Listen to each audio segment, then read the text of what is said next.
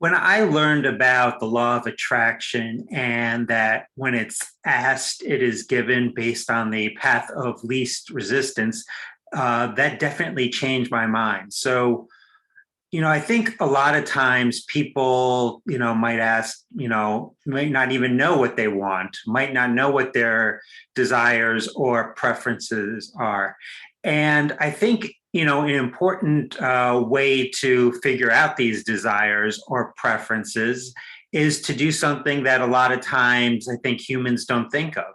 And that is to look at the contrast in their life or their problems. So, you know, I think looking at the contrast is really important because it absolutely can unlock your desires or preferences. So I wanted to kind of give a couple of examples in my own life, a couple of big examples of this contrast and how it led to desires to bring a lot of joy in my life.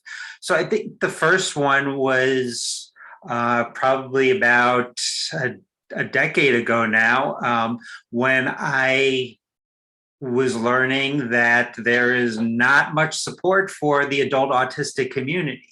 And that contrast really frustrated me, pissed me off, and led to that desire for me to start Autism Personal Coach, my own business, to change that.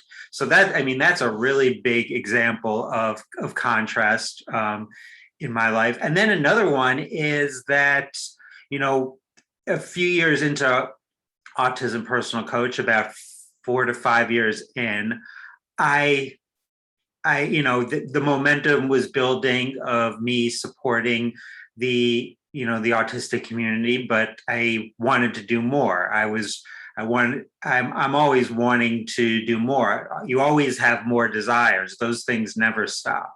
And one thing I wanted to do more, and I was frustrated that, why wasn't I doing more? And that led to the idea of starting my own podcast, Autism Stories, to connect with the autistic community. And that's just that contrast of not being as connected to the community as I want to, really led to a desire that that has allowed me to connect with the autistic community, locally, nationally, and worldwide. Things I never would have thought about. So that contrast leads to desires, which builds momentum to lead to future desires.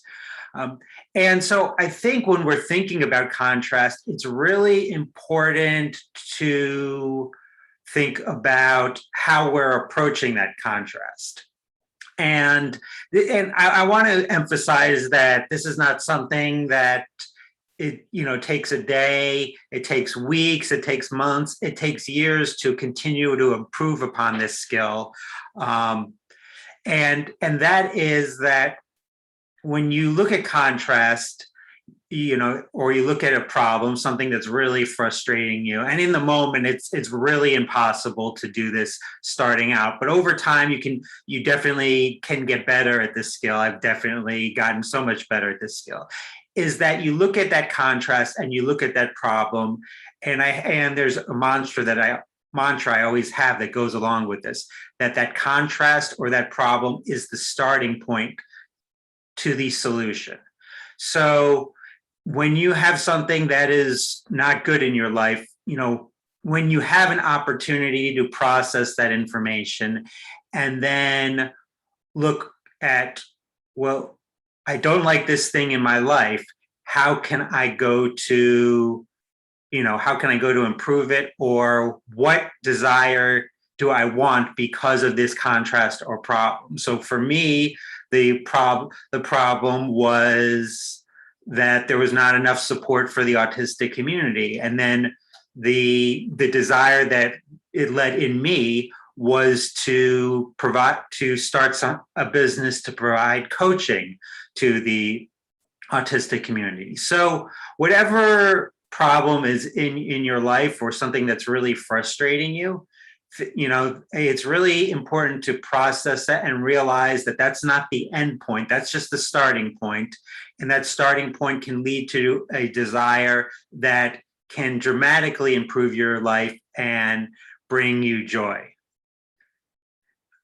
So, as always, I really enjoyed, thanks for, listening to me. I appreciate that so much. I'm so grateful for that. And, as always, if you want some help in figuring out your desires or how, this is the contrast that's in my life. This is the problem. How can I change that to bring me joy? Then definitely book a call with me. Be happy to talk with you about that and how maybe coaching can help you in that process.